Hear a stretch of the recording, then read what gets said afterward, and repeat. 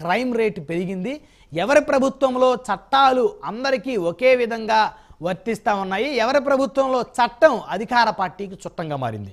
So ఎవరి వాదనలో నిజమేంత అంటే శాసనసభలో మాట్లాడే అవకాశం ఉన్నప్పటికీ కూడా వైకాపా అధినేత కానీ ఆ పార్టీకి సంబంధించిన శాసనసభ్యులు కానీ శాసనసభకు రాకుండా శాసన మండలిలో వారి గళాన్ని వినిపిస్తా ఉన్నారు. ఏమంటారు? నమస్తే బ్రహ్మనాయుడు గారు. ముందుగా మీరు శాసనసభ శాసన మండలి అన్నారు, అలాగే క్రైమ్ రేటు ఎప్పుడు ఎంత జరిగింది అనేది ఒక లెక్క అడుగుతున్నారు. ముందుగా నేనేమంటానంటే సార్ బ్రహ్మనాయుడు గారు, జగన్మోహన్ రెడ్డి గారు ఎక్కడైతే బలం లేదో అక్కడి నుంచి పారిపోవడం జరిగింది. శాసనసభ నుంచి ఎమ్మెల్యేలు అక్కడికి అటెండ్ అవ్వకుండా ఆయనకి వెళ్ళడం ఇష్టం లేదు. కనీసం ఫస్ట్ టైం ఎన్నికైన ఎమ్మెల్యేలు కూడా వెళ్ళి వాళ్ళ గళాన్ని వినిపించి అలాగే వాళ్ళ నియోజకవర్గ స్థితిగతుల గురించి మాట్లాడే ఒక మంచి వేదికని వాళ్ళని పంచుకోకుండా చేసినటువంటి జగన్మోహన్ రెడ్డిది ఇది అక్షరాల తప్పు. అలాగే శాసన మండలికి వచ్చేసరికి శాసన మండలిలో సంఖ్య ఎక్కువ ఉందని చెప్పేసి మంది ఎక్కువైపోయి ఎదురు దాడి చేయొచ్చు అని చెప్పేసి ఉద్దేశంతో ఈరోజు శాసన మండలిలో వీళ్ళు పెట్టినటువంటి చర్చల మీద మాట్లాడకుండా అనవసరమైన దాడులు చేయడం అటువంటిది జరుగుతుంది. అందులో ఎందుకంటే నేను కొన్ని విన్నాను, దువ్వాడ శ్రీనివాసరావు గారు లాంటి వాళ్ళు ఇలా మాట్లాడింది ఏంటంటే వాళ్ళు గతంలో ఎన్ని వైన్ షాపులు ఉన్నాయి లేకపోతే ఇప్పుడు ఎన్ని ఉన్నాయో కూడా లెక్క పత్రం లేకుండా ఏదో ఒక మాట వేగ్గా మాట్లాడిస్తే అవతల వాళ్ళు సమాధానం చెప్తారు, వాళ్ళ అధినాయకుడి దృష్టిలో పడడానికి ఆయన మాట్లాడుతున్నట్టుగా అనిపించింది.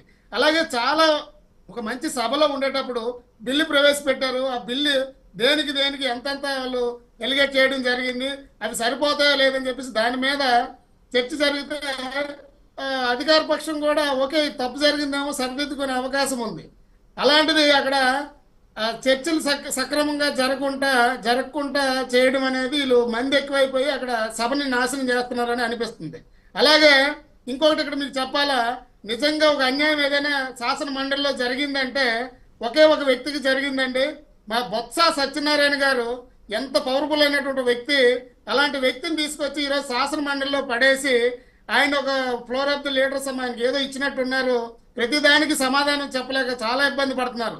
జగన్మోహన్ రెడ్డి గారు కావాలని ఆయనకి ఎమ్మెల్సీ ఇచ్చి మా ఉత్తరాంధ్రకు సంబంధించిన మా బిడ్డని తీసుకెళ్లి ఈరోజు శాసన మండలిలో కూర్చోబెట్టి బొత్స సత్యనారాయణ గారికి తీవ్ర అన్యాయం చేశారని నేను అంటాను. ఇంకొకటి మీరు అడిగింది ఏంటంటే సార్, క్రైమ్ రేటు లెక్కలు చెప్పి 19 నుంచి 23 వరకు ఏం జరిగింది, ఇలా సంవత్సరాల లెక్కలన్నీ రాసుకోవడం, 14 నుంచి 19 వరకు ఏం జరిగింది, మనం ఇప్పుడు ప్రస్తుత కూటమి వచ్చేటప్పుడు ఎంత క్రైమ్ రేట్ తగ్గింది అనేది ఎవరు చెప్పినా చెప్పకపోయినా ఇవన్నీ కూడా ఆన్లైన్లో ఉంటాయి సార్. అఫీషియల్ గా ఎఫ్ఐఆర్ నమోదైతే ప్రతి ఒక్క ఏ ఏడాది ఎన్ని జరిగాయి, ఏ నెలలో ఎన్ని జరిగాయి, అలాగే రోజుకి ఎన్ని జరిగాయి అనేది కూడాను రోజుకి యావరేజ్ గా 59 ఎన్నో చెప్తున్నట్టున్నారు అనిత గారు. నేను చూడలేదు పూర్తిగా. ఇట్లా కేసులు పెట్టడం జరిగింది. అలాగే అక్టోబర్ నుంచి జనవరి వరకు, అలాగే 2 సంవత్సరాల తాలూకు తేడా 8,700 కేసులు ఒక సంవత్సరము, అలాగే ప్రస్తుతం వచ్చేసరికి 7,500 తగ్గి 18% క్రైమ్ రేట్ తగ్గిందని చెప్పేసి ఆయన సూచించడం జరిగింది.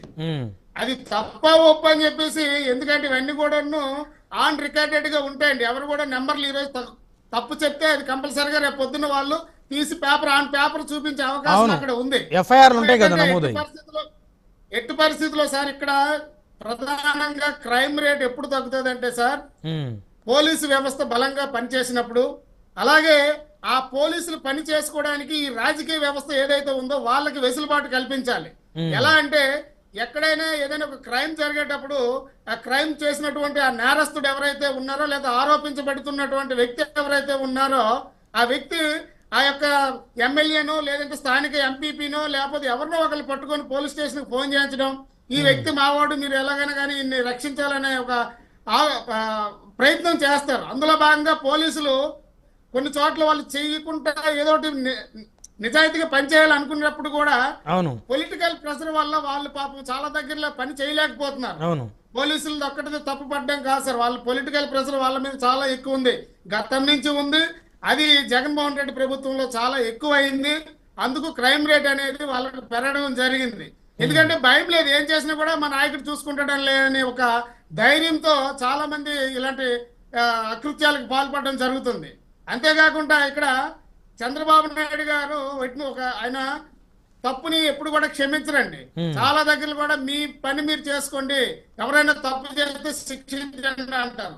ఇంకా ముందుకెళ్తే అక్కడ మాకు ఒక సింగం ఉందండి. ఈరోజు ఎన్డీఏ కూటమిలో పవన్ కళ్యాణ్ అనే ఒక సింగం ఉంది. అక్కడ ఎవడు తప్పు చేసినా చుట్టాలు కాదు, పట్టాలు కాదు, ఫ్రెండ్స్ కాదు, ఎవడు తప్పు చేసినా శిక్షించండి అనే ఒక బలంగా చెప్పే వ్యక్తి ఒక ఆయన ఉన్నారు. ఇప్పుడు ఆయన ఉన్నారు కాబట్టి ఆటోమేటిక్ గా క్రైమ్ రేట్ తగ్గుతుందండి. చాలా మంది యువత కూడా ఉన్నారండి. నేను నిజంగా చెప్తున్నాను సార్, యువత చాలా మంది కూడా పవన్ కళ్యాణ్ గారు ఈ రోజు ఉన్నారంటే ఆయన ఎంతగా అభిమానిస్తారో ఆయన మాటను గౌరవిస్తూ ఈ రోజు గంజా బ్యాచ్ కూడా తగ్గిందండి చాలా మంది. అలాగే ఎందుకంటే పవర్ఫుల్ లీడర్స్ ఎప్పుడైతే ఉన్నారో, ఎట్టి పరిస్థితుల్లో పోలీసులకు ఎప్పుడైతే ఫ్రీడమ్ ఇస్తారో క్రైమ్ రేట్ తగ్గే అవకాశం ఉంది. కాబట్టి అందులో భాగంగా ఈరోజు 18% క్రైమ్ రేట్ తగ్గిందని నేను బలంగా నమ్ముతున్నాను బ్రహ్మనాయుడు గారు. రైట్, మళ్ళీ వస్తాను మీ దగ్గరికి సురేష్ గారు. మనతోటి సప్తగిరి ప్రసాద్ గారు ఉన్నారు, తెలుగుదేశం పార్టీ రాష్ట్ర అధికార ప్రతినిధి. ప్రసాద్ గారు, గుడ్ ఈవినింగ్ అండి. సార్ నమస్కారం. మీకు ప్యానెల్లో ఉన్న పెద్దలందరికీ హృదయపూర్వక నమస్కారం సార్. శాసనసభలో కూటమికి బలం ఉండుండొచ్చు. వైఎస్ఆర్ కాంగ్రెస్ పార్టీ ఎమ్మెల్యేలను వారి అసెంబ్లీకి రాకపోయినా, ఒకవేళ వచ్చినా శాసనసభలో మీదే పైచేయి, కానీ శాసన మండలిలో మాత్రం ఖచ్చితంగా ప్రతిపక్షానదే బలమైనటువంటి గొంతుకులా కనపడతా ఉంది. గత 2-3 రోజుల నుంచి శాసన మండలి సమావేశాలు చూస్తూ ఉంటే ఏమంటారు ప్రసాద్ గారు? ఏముంది సార్, ఇప్పుడు శాసన మండలిలో కూడా సంఖ్యాబలం ముఖ్యం కాదు. ఇది బెస్ట్ ఎగ్జాంపుల్ మీరు చెప్పారు. ఎస్,